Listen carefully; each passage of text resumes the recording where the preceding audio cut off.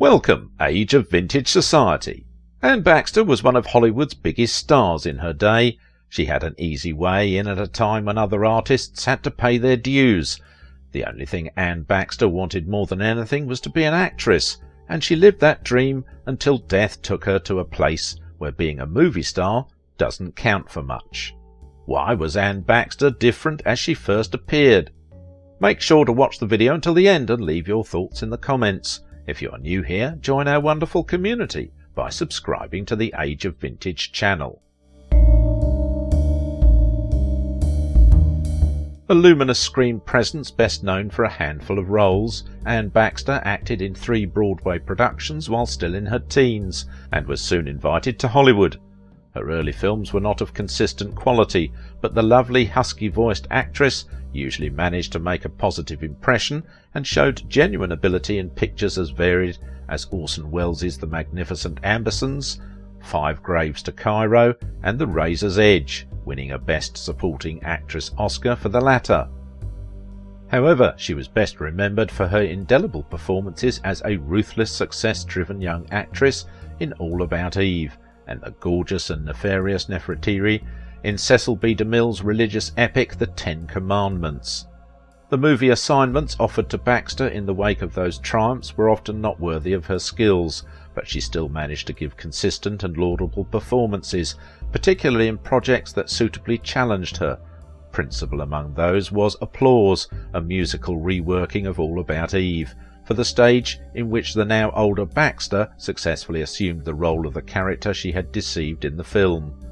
It was the sort of versatility and professionalism that allowed Baxter to earn numerous credits in 3 different mediums over a career spanning almost 50 years. Although she worked with some of Hollywood's finest directors, received 1 Academy Award and was nominated for another, she was destined to be known as a skilled rather than great actress. But Baxter outlasted many of her contemporaries, performing in film as well as on stage and television for 4 decades. Her acting career was marked by moments of brilliance and episodes of great popularity. If she was not quite in the first rank of the stars of her time, she was very close to it, and she proved more durable than many in her profession.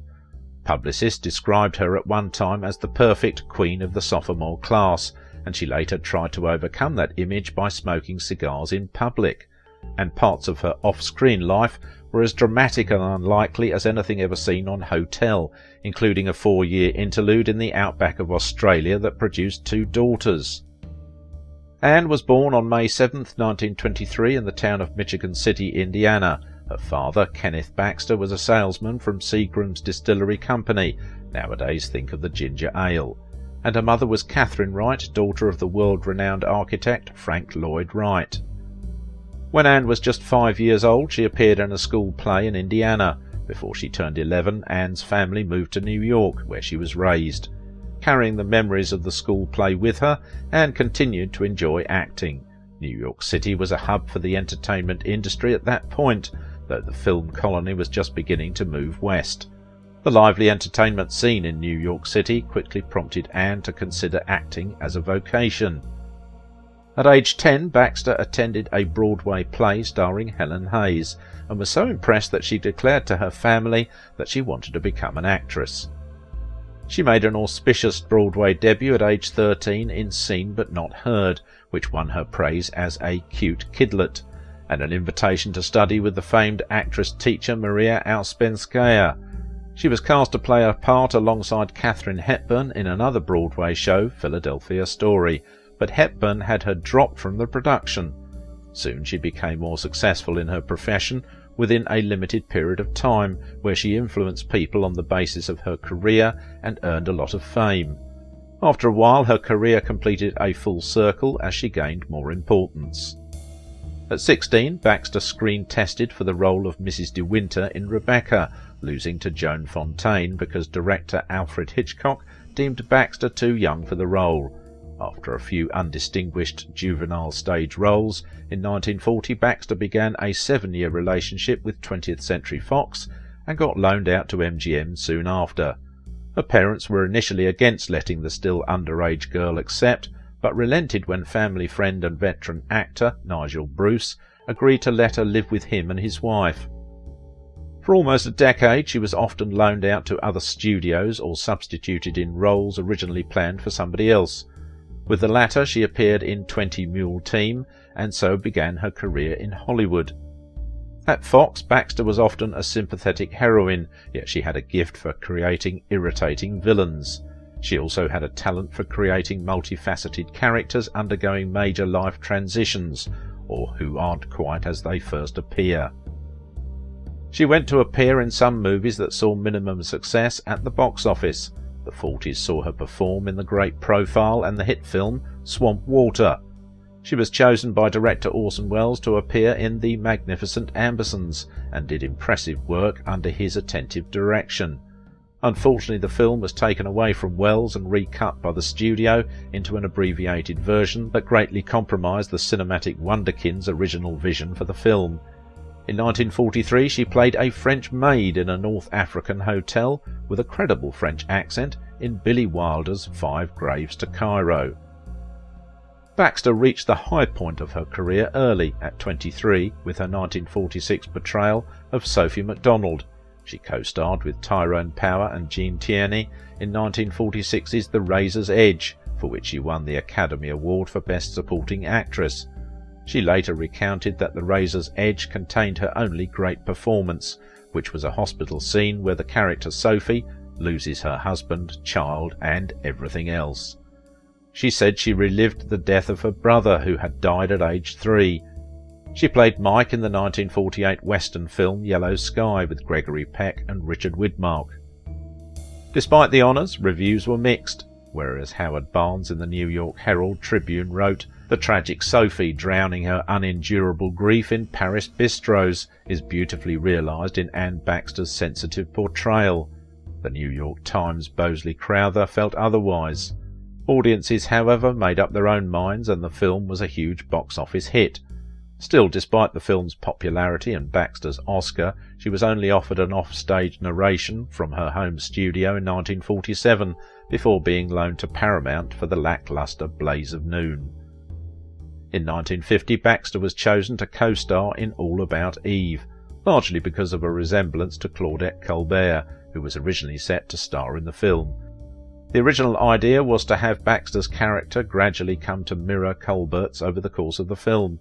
Baxter received an Academy Award nomination for Best Actress for the title role of Eve Harrington. She said she modelled the role on a bitchy understudy she had for her debut performance in the Broadway play Seen But Not Heard at the age of 13, and who had threatened to finish her off. Through the 1950s she continued to act on stage. In 1953 Baxter contracted a 2-picture deal for Warner Brothers.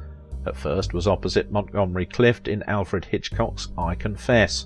The second was the whodunit The Blue Gardenia, as a woman accused of murder.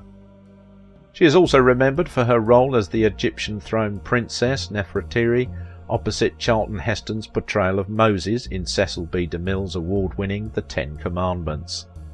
Despite criticisms of her interpretation of Nefertiti, DeMille and Hollywood Reporter both thought her performance was very good, and the New York Daily News described her as remarkably effective. DeMille asked me to come in. His office at Paramount was bursting with books, props, rolls of linens. I told him I'd have to wear an Egyptian false nose, and he pounded the table. "No, Baxter, your Irish nose stays in this picture." He acted out my part, and I kept nodding, and I walked out with the part. The soundstage sets were magnificent. It was all corny, sure, but DeMille knew it was corny. That's what he wanted, what he loved. I loved slinking around. Really, this was silent film acting, but with dialogue. Baxter's second outstanding role, for which she replaced a pregnant Jean Crane, was in the 1950s biting show business satire All About Eve. Baxter played a scheming young actress out to usurp the career and life of actress Margot Channing. Though Baxter captured another Oscar nomination for her performance of Eve, the award went to Judy Holliday for her comic portrayal in Born Yesterday. 4 subsequent films rounded out Baxter's stay at Fox. Looking for better opportunities, she began freelancing in 1953 with I Confess for Warner Brothers. Director Alfred Hitchcock had wanted Anita Bjork for the feminine lead and was outspoken in his displeasure with Baxter, calling her an awkward substitution. Undaunted, Baxter returned from location in Quebec and immediately recaptured the attention of the Hollywood press by smoking a Havana cigar at a Hollywood restaurant. For the remainder of the 50s she jumped from studio to studio and in 1957 attempted a return to the stage in The Square Root of Wonderful, which won lukewarm reviews and closed after 45 performances. Off-screen, Baxter's personal life was bumpy at times. She married actor John Hodiak in 1946, but the marriage ended in 1953. Hodiak died just a couple of years later in 1955. The 50s saw the actress, despite her impressive beginnings, suffer from lack of employment after leaving 20th Century Fox and choosing to work as a freelancer. She got about a handful of roles, and at the beginning of the 60s she took a hiatus from movies. In 70, Baxter returned to movies, having missed working as an actress. She once said in an interview, "Acting is what I do. It is what I am. It's my permanent built-in cathedral."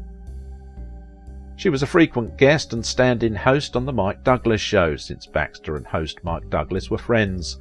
She portrayed a murderous film star on an episode of Columbo called Requiem for a Fallen Star. She also starred as guest villain Zelda the Great in episodes 9 and 10 of the television series Batman. She appeared as another villain, Olga, Queen of the Cossacks, opposite Vincent Price's Egghead in 3 episodes of the show's 3rd season. She also played an old flame of Raymond Burr on his crime series Ironside.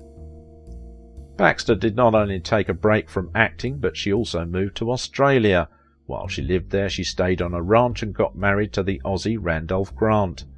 The then couple had one daughter, Katrina, but the marriage failed, like the actress's first union with John Hodiak, with whom she shared 2 daughters, Melissa and Maginelle. She chronicled her years living with her second husband in Australia in her 1976 memoir, Intermission, A True Story. Her final marriage in 1977 ended tragically when her new husband died suddenly after only a few months.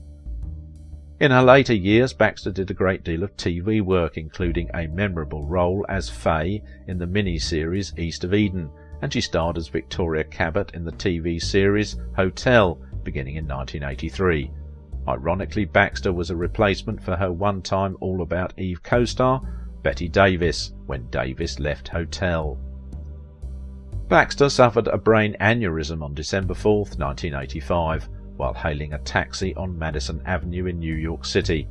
Baxter remained on life support for 8 days in New York's Lenox Hill Hospital until family members agreed that brain function had ceased. She died on December 12th, aged 62. She was active for 45 years and loved every moment of it. Baxter wanted nothing more than to be an actress and was not in it for fame or celebrity status. The actress's most significant desire was to give her best to her craft, and she did until she couldn't. If you liked this video, don't forget to give it a thumbs up, subscribe if you are new here, and if you want to support my work, please visit my Patreon page. Now it is your turn. What do you think about the life and legacy of Anne Baxter?